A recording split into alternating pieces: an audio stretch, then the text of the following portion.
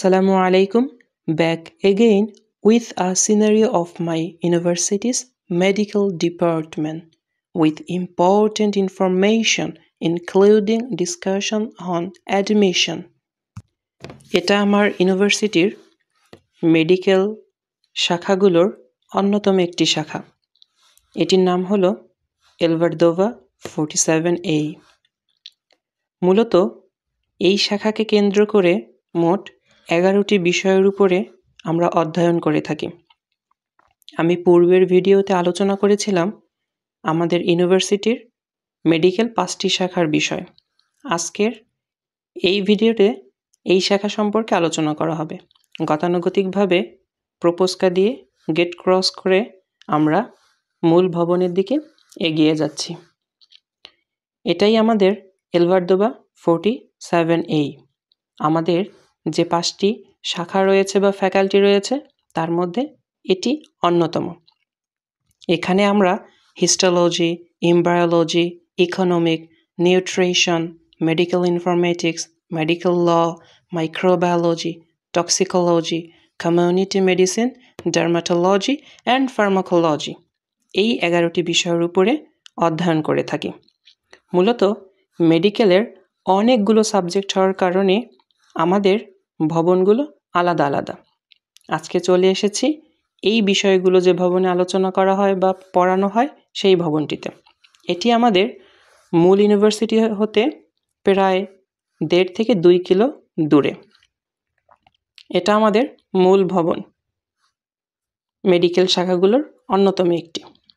তো প্রথমেই আমি চলে যাচ্ছি যে শাখাটিতে বা যে ডিপার্টমেন্টে nutrition, medical informatics and medical law নিয়ে আলোচনা করা হয়।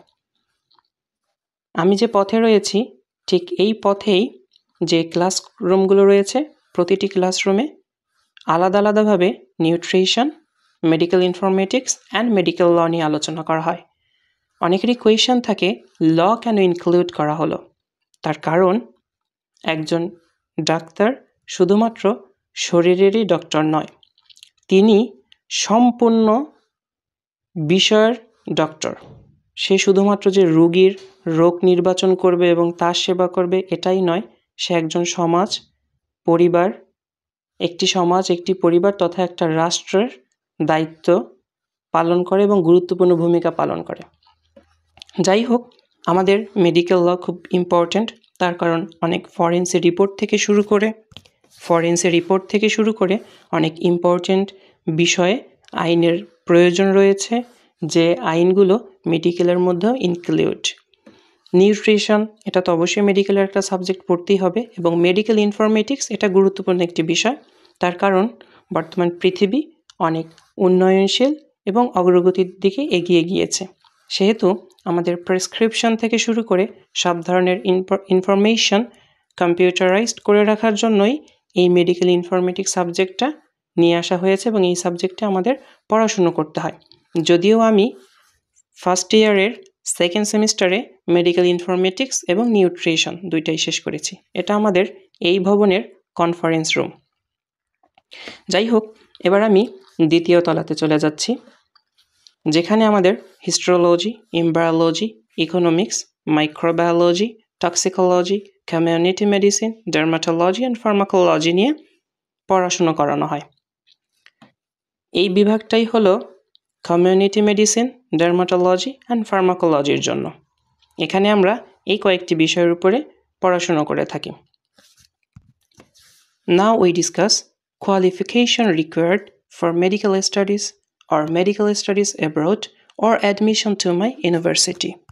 মূলত বিদেশে পড়াশোনার ক্ষেত্রে এসএসসি এবং এইচএসসি অর্থাৎ secondary school certificate and higher secondary school certificate দুটি মিলিয়ে 9-এর উপরে পয়েন্ট থাকতে হয় বিজ্ঞান বিভাগ থেকে, এবং ফিজিক্স, কেমিস্ট্রি, বায়োলজি 3টি বিভাগে অবশ্যই 70% উপরে মার্ক প্রয়োজন। তার সাথে অবশ্যই একটি ভ্যালিড পাসপোর্ট এবং সব কিছু সত্যায়িতকরণ, সাথে অবশ্যই একটি ল্যাঙ্গুয়েজ প্রফিসিয়েন্সি থাকলে অনেক ভালো। যেহেতু ইংলিশ মিডিয়ামে পড়াশুনো সেহেতু স্কলারশিপের সম্ভাবনা খুবই কম, তবে যদি কেউ রুস্কি মিডিয়ামে পড়াশুনো করতে চায় সেক্ষেত্রে স্কলারশিপের ব্যবস্থা রয়েছে এবং তার পাশাপাশি অ্যাডমিশন পরীক্ষায় উত্তীর্ণ হওয়া এবং সর্বশেষ ভাইবা। ব্যাস এই কয়েকটি বিষয়ের উপর কাজ করলেই বিদেশে পড়াশোনা হোক কিংবা আমার ইউনিভার্সিটির অ্যাডমিশন একেবারে সহজ হয়ে যাবে। বাকি ইনফরমেশন থাকছে পরবর্তী ভিডিওটিতে। আজকে এ পর্যন্তই। আল্লাহ হাফেজ।